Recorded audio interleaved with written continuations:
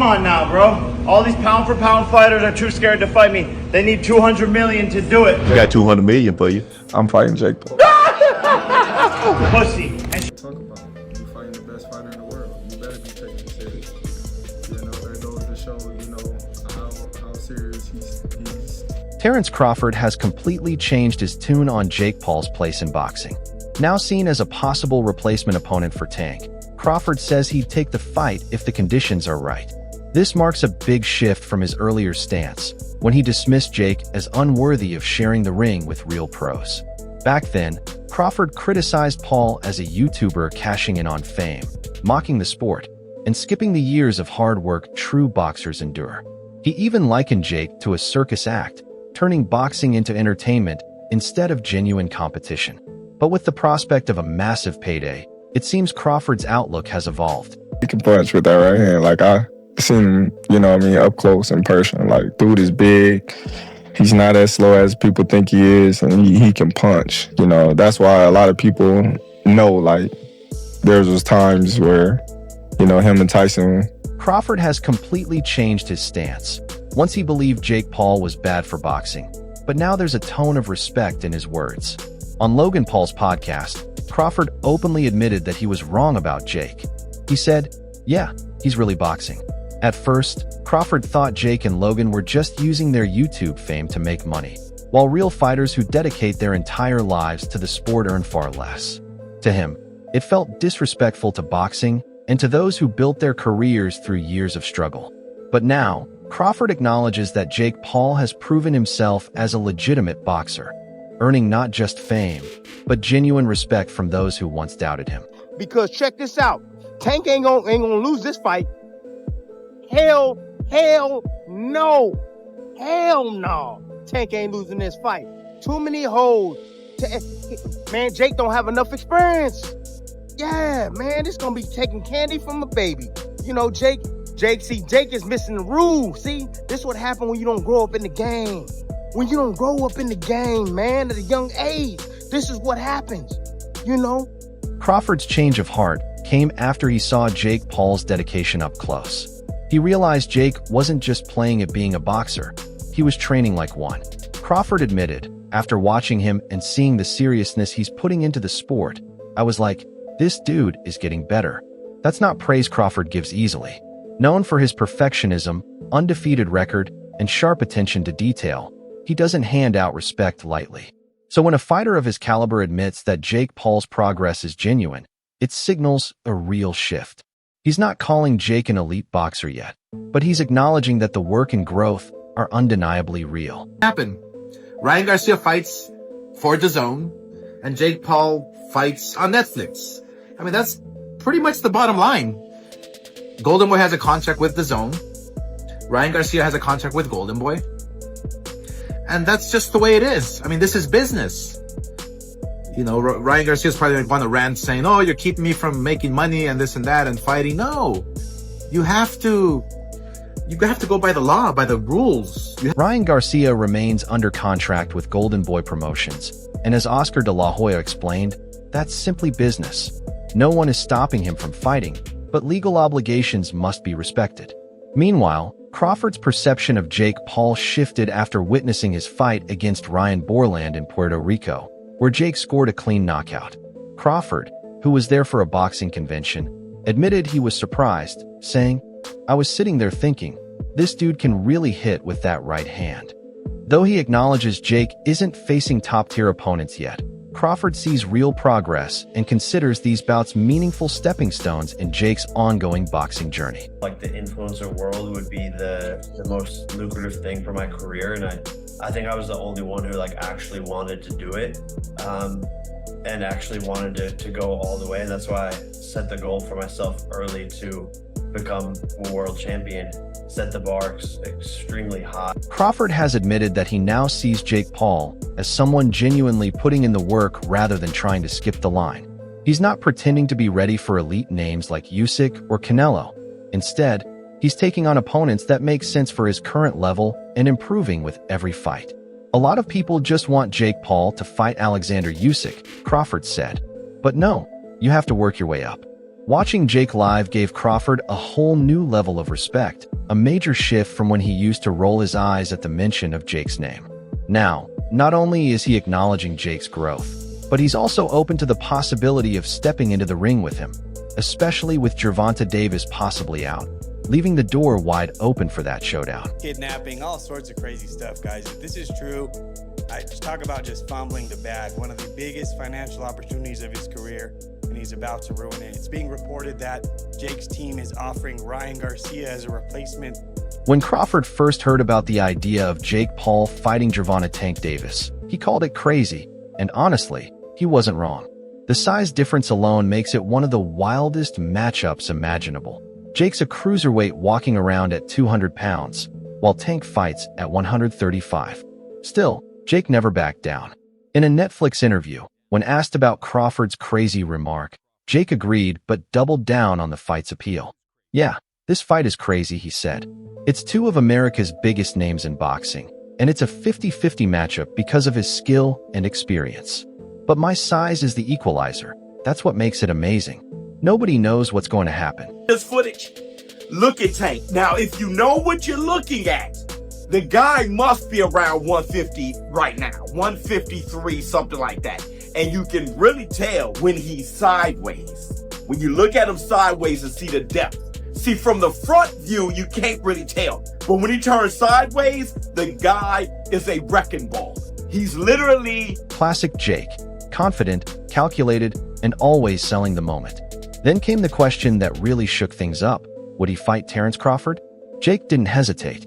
"I would for sure fight Terence, 100. Let's run it," he said. That's the matchup nobody saw coming. Crawford is 42-0, one of the best pound-for-pound fighters alive, and arguably the most complete boxer of his generation. But he's aging, while Jake is young, strong, and huge for the weight. From both a financial and attention-grabbing perspective, the fight makes perfect sense. A lot, you really got knocked out. Yeah, I really got knocked out. Watch the fight, you idiot. Went 12 rounds. Like, you're weird, bro. Bro didn't even knock me out or even throw punches. That's sad, bro. Just know, bro, I'm coming back. It's gonna be vicious. Like, you guys don't want to see that. You guys are weird trying to troll me over a fight I didn't even care about. From a legacy point of view, it's pretty crazy, and that's likely why both guys are interested. Jake revealed that a fight with Canelo was almost finalized before the Mexican superstar pulled out and signed a deal with Saudi boxing promoter Turki Al-Sheikh. Jake added that a match between him and Canelo would still be huge, saying they're two of the biggest names in boxing and it would be an incredible challenge for him. But for now, his focus is on November 14th and getting past Tank first. He's 5'5" with a 67-inch arm reach. But as you can see here, he's working on his versatility. He's now working on fighting orthodox. He's naturally a southpaw. Now he's working on fighting orthodox. He's naturally a southpaw, but has been training to fight orthodox. Now that the Tank fight might be off, the question is, who's next? Crawford seems like the perfect fit, with his skill, credibility, and respected name. Jake, on the other hand, brings the audience, hype, and marketing power. Together, they'd attract massive attention, and both of them know it. It's wild how fast things can change in boxing when money and timing come together just right. It's Jake Paul. Do I think he beats Jake? Yeah. I mean... It's a huge size advantage, though. It is, but I think Tank got the skills to make sure he come out on top. Do you think that Jake has gone better? Yeah, I think actually Jake got tremendously better from the time frame that he started till now. And in the right situation, I also could see him become a world champion. A year ago, Crawford wouldn't even mention Jake's name when talking about boxing. Now he's saying, if everything lines up, I'd take that fight. It's no longer far-fetched, it's business. And it makes sense. Crawford has achieved everything. Undisputed in 2 weight classes, an undefeated record, and pound-for-pound respect. There aren't many fights left that excite fans or pay him what he's worth. A matchup with Jake Paul could smash pay-per-view records. At this stage, it's not about proving anything. It's about making the most of his legacy while the spotlight's still bright. What's going to happen with a 135-pounder going up against a 200-pounder? I think it's not a real fight. Jake just too big. Tank ain't going to be able to get in from that jab. Jake land one good punch on Tank, it's over with. Jake's side isn't any less strategic. He knows fighting Crawford brings him legitimacy he can't get from beating another retired MMA fighter. Crawford's the real deal, and if Jake somehow holds his own or even lasts the distance, his reputation in boxing skyrockets. My only concern is, the gloves. You understand what I'm saying? Because we don't fight in 12-ounce gloves. We don't use 12-ounce gloves. That's training gloves, you know what I'm saying? I'm like, that's 2 pounds away from... Jake's approach is just as calculated. He knows that facing Crawford gives him real credibility, something he'll never earn by beating another retired MMA fighter. Crawford is the real deal, and if Jake can hold his own or even go the distance, his reputation in boxing will shoot through the roof. My only concern is how he'll handle that level of skill and pressure once the bell rings. All sorts of crazy stuff, guys. If this is true, I talk about just fumbling the bag, one of the biggest financial opportunities of his career, and he's about to ruin it. It's being reported that Jake's team is offering Ryan Garcia as a replacement for Anthony Joshua has now entered the conversation, alongside 2 former UFC fighters, including Nate Diaz, being considered to replace GervontaDavis. Joshua's name has become the biggest surprise. After weeks of online teasing and speculation, Eddie Hearn confirmed that real talks have taken place about a possible Jake Paul versus Anthony Joshua fight. And Joshua's response couldn't have been more direct. Just tell me where and when. That's the kind of response only Joshua could give. Calm, confident, and straight to the point. It wasn't hype or negotiation, just a clear statement from one of boxing's biggest names saying that if the deal makes sense, he's ready. Eddie Hearn later clarified that while the matchup sounds exciting, it's far from easy to pull off. In an interview, he explained that a lot still needs to be sorted out, especially the complicated business details behind the scenes. Come out and put this fight in serious peril. So much so that reports have been saying that, hey, Jake Paul's team have already started contacting fighters about being a replacement, whether it be for this November 14th date or maybe a date in December. And the 5 names they already contacted are some of the biggest obstacle right now is that Jake Paul is signed with Netflix, while Anthony Joshua is under contract with DAZN. Since the 2 platforms are direct competitors, the fight can't move forward unless they agree on a crossover deal.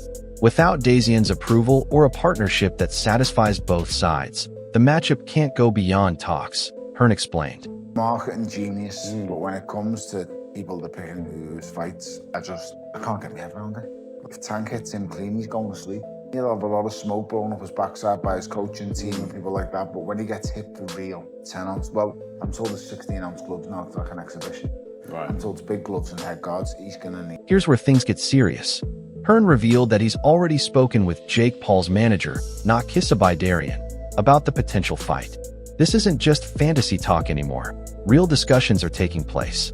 Hearn also confirmed that Joshua has been fully briefed and, true to form, responded immediately with his trademark confidence. Just let me know where and when, AJ said. And the situation, you guys can look into it. I didn't, you know me, I don't really speak about stuff outside the ring, but now I have to since it affects the ring, okay, and what happens in the ring. The fight may be canceled. It's a civil suit from my understanding, and I don't want to, confuse you guys or misinform you guys. I didn't look into it much.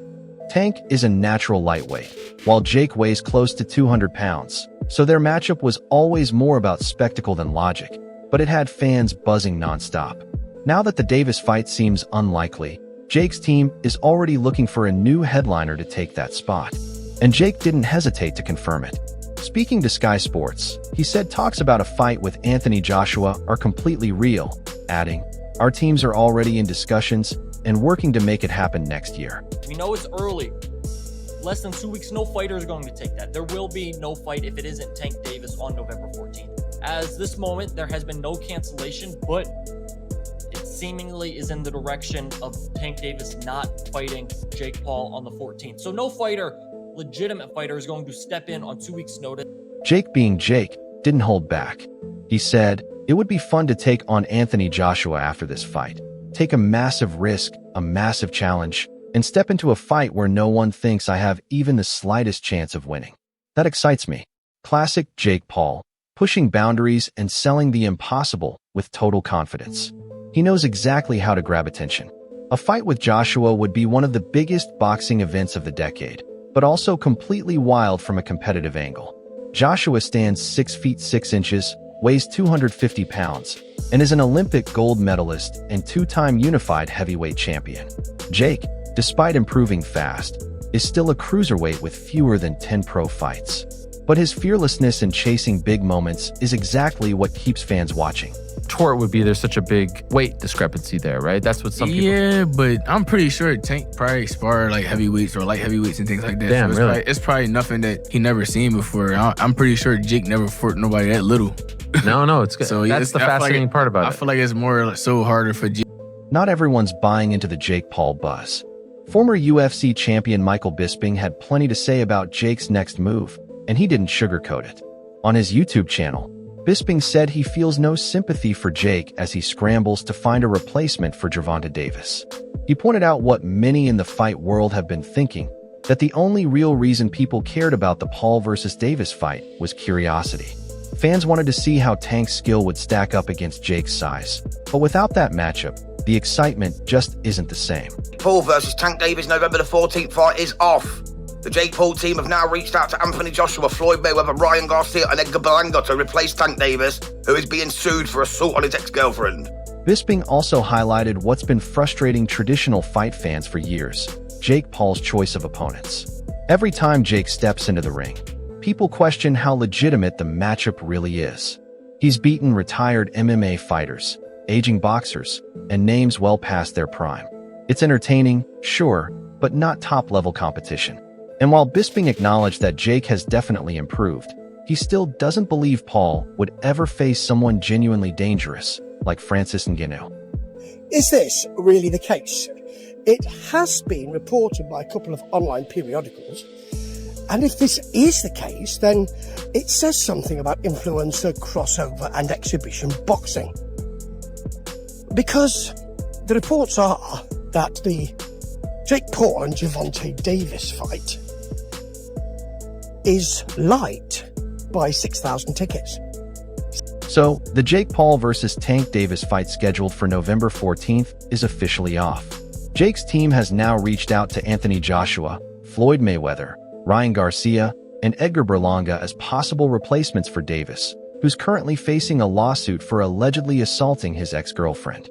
Breaking it down in his usual blunt style, Bisping said there's no chance Jake would ever step in against someone like Francis Ngannou, the same man who dropped Tyson Fury and, according to many, was unlucky not to win that fight. If Jake actually takes that fight, Bisping said, "I'll be the first to admit I was wrong." Jake Paul, Tank, how you see that fight going? Man, that's not a real fight. I That's not like real. Jake. Is Tank? It's not a real fight. It's not a fight. Does Tank have a chance? He's so much smaller. He's a real boxer, but he's so much smaller. After Jake's fight with Mike Tyson, Ngannou called him out online, saying he wanted to slap him. Jake fired back, calling Ngannou a clout chaser. It never went beyond the social media talk, but it did plant the seed. Still, according to Bisping, that's exactly where it'll stay, on Twitter, not in a ring. Meanwhile, Nate Diaz's name has also been floating around again. He's fought Jake before and went the distance, and while that fight didn't exactly light up the world, it did sell. Diaz has the fan base, the grit, and the crossover appeal. But he's not the blockbuster-level name that can fill GervontaDavis' shoes. Boxing here. So early rumours for the replacement for Tank Davis to fight Jake Paul is Nate Diaz. It's gonna be a rematch that no... I don't want to beat up someone that small, you know what I mean? And I don't want to lose to someone like that either. There's just no point in that fight, Ngannou said. It's actually a fun matchup, I'm not hating on it, but let's just wait and see what happens. Ryan Garcia also chimed in, saying boxing is starting to feel like the WWE with these kinds of matchups. It's turning into entertainment more than sport, he added. And when asked about the White House card and talk of Conor McGregor joining in, Garcia laughed, saying, "Yeah, but at this point, it's all WWE energy. At least it's keeping people talking." I don't want to beat up somebody that ball. I don't want to, I don't want to lose to somebody else. There's no point in the fight. It's a great fight, actually. I'm not hitting on the fight, but I think My thought on it is let's watch and see what happens. Ryan Garcia said that boxing's turning into WWE. Yeah, with that type of matchup. What do you agree? Last thing, White House card, like he said, you want Conor McGregor? Yeah, but the whole thing's at WWE. So, right. Joshua's just let me know where and when response completely shifted the tone. It's no longer just talk or a publicity stunt. This is now a real possibility that both camps are seriously exploring. Eddie Hearn wouldn't even consider it if the money and audience reach weren't enormous. For Jake, whether he beats GervontaDavis or not, simply getting Joshua on board is a massive win that keeps his boxing journey alive. With names like Diaz, Ngannou, Joshua, and Crawford all in the mix, Jake Paul's next move is as unpredictable as ever, and that's exactly how he likes it. Bold, risky, and impossible to ignore. What do you think? Drop your thoughts below and stay tuned for more updates.